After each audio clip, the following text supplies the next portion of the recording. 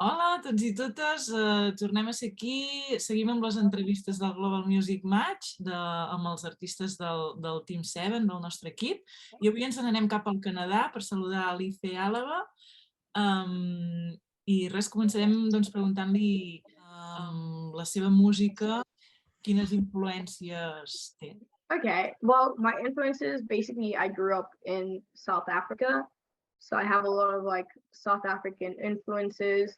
I was born in Nigeria, so I have a lot of Nigerian influences, like Tiwa Savage is a Nigerian musician. She's really cool. And I was also trained in opera, so I have like opera favorite opera artist is Andrea Bocelli. So yeah, those are a lot. And then the people around me, because I live, a lot of people around me really inspire what I do. Que he llegit que ella havia cantat amb cors, amb orquestres, que inclús havia tocat el trombó també, i bueno, era una mica saber quina és la seva formació musical. Yeah, so basically, okay, so I've always played an instrument. So I moved to South Africa when I was 7, and then since then my mom forced me to play. I don't know if she forced me or maybe I forced myself. I'm not sure which one. But I took the recorder because everyone was forced to take recorders. So I learned a bit of music that way. And then I done music theory. So I did it from when I was like 7, and then did music with different instruments. So then I dropped the recorder. I played the saxophone for a bit. And then I dropped the saxophone because it was too heavy, because I had to walk home every day, so it was too heavy. And then when I went to high school, I took the trombone and the keyboard, and then I was still doing music theory. So in South Africa, we do ABRSM, which is the British theory curriculum. So yeah, I think I did like up to grade 6 British music theory. And then I was trained in opera in a music school. So I ended up homeschooling after the second half of high school. And because I was homeschooling, I couldn't do music at school. So I enrolled in a music school. And then I did trombone. So I went up to grade 6 trombone. And then, yeah, voice, I didn't really have grades. So I just carried on studying voice, and my teacher was Italian. So yeah. That's pretty much it. And then when I got to university, I could have taken music as a degree, but I just felt like I was studying music my whole life, and I just didn't want to. I kind of felt like I was losing the passion for music, so I just decided to do something completely different, but still take like subjects when it came to music. So yeah. Perfecte. Molt bé.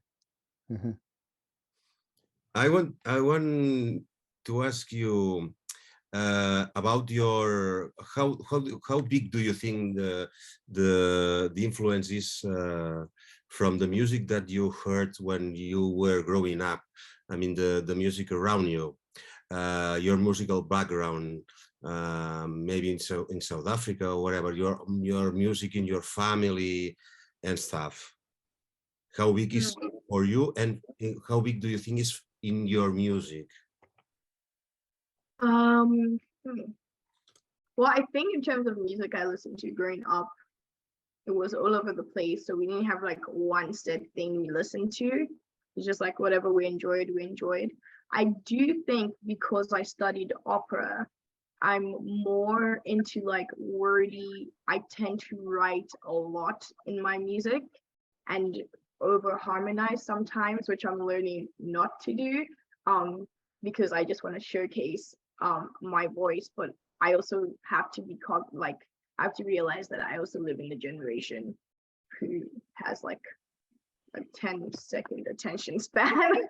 So I have to be really careful about like how much I write. So I think it's not really more of like how, I don't think that really influenced me at all. Like, I guess as I'm growing up, like listening to other Nigerian artists, like, yeah, I do want to go more into the more upbeat lane. But I think it was mostly the fact that I studied opera that's that's the reason I do like maybe a bit slower songs and a bit more melodic songs. Compose. How do you start, for example, and how is the way that you work your compositions? I think it depends. So when I first started, I started from like an emotional place where I just needed to get everything out. So I would just write with whatever the melody I wanted it to be. I would write to like a fake melody in my head. Because I play a little bit of the piano, but I don't make beats or anything. And most of my music are to like digitally made beats. But now, so yeah, I used to go on YouTube, and then I used to get music off YouTube, and then I would go put music on top of that and then remove the YouTube beat and get another beat made. But now what I do is I have a lot of friends that make beats in Nigeria. And so I kind of write the music and I sing the beat that I want it to be. And then I just send it to them and be like, oh, okay, this is kind of what I was thinking in my brain. So that's one way. And then they send it back to me and we just go back and forth. Or I play on my ukulele and then I kind of decide which bass chords I want, depending on like what I'm doing with my ukulele. And then I record with my ukulele and then we'll replace the ukulele. But mostly it starts with like the writing first. And once I've written what I need to write, I then go from there. Sí, jo el primer que li volia demanar, com que ha viscut, és de Nigèria, però ha viscut en Sud-àfrica i Canadà,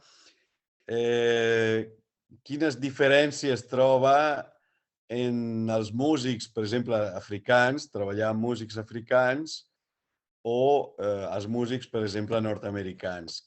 Si hi ha diferències, i si són, quines són? That's a really good question.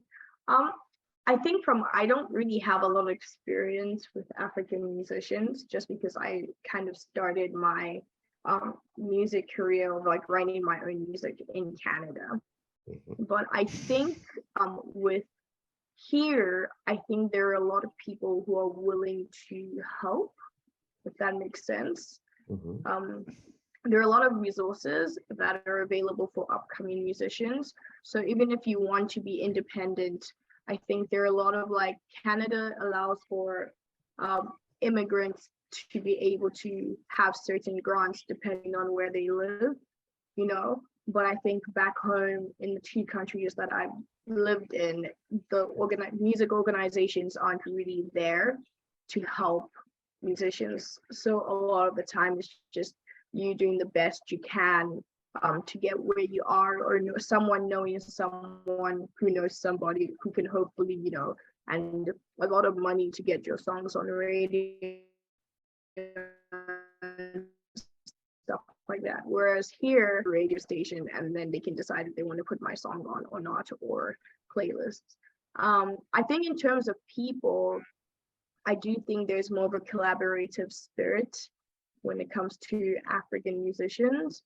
But yeah, I also think it's here too, but I find it most back home.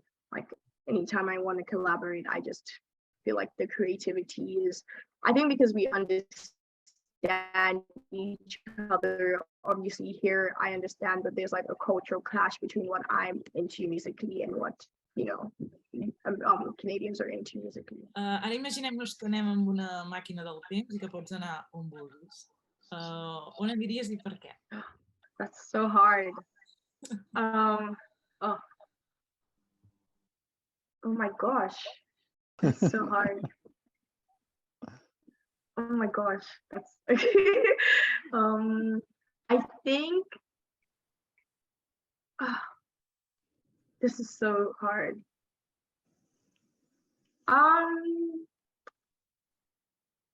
Maybe like the era of like Whitney Houston, Diana Ross, and Michael Jackson, because they're so like such, you know, powerhouse musicians. So it's just, it would be interesting to like see the type of world like with Marvin Gaye and like Michael Jackson and Whitney Houston, that all those like those four especially, So if I could just be in a room with all four of them, I think I'll be happy. Cool. Doncs moltes gràcies, Ife. Esperem que ens puguem veure algun dia en persona i poder tocar junts. Ha sigut un plaer conèixer la teva música i la teva persona. I hope so too. Thank you so much. Thank you.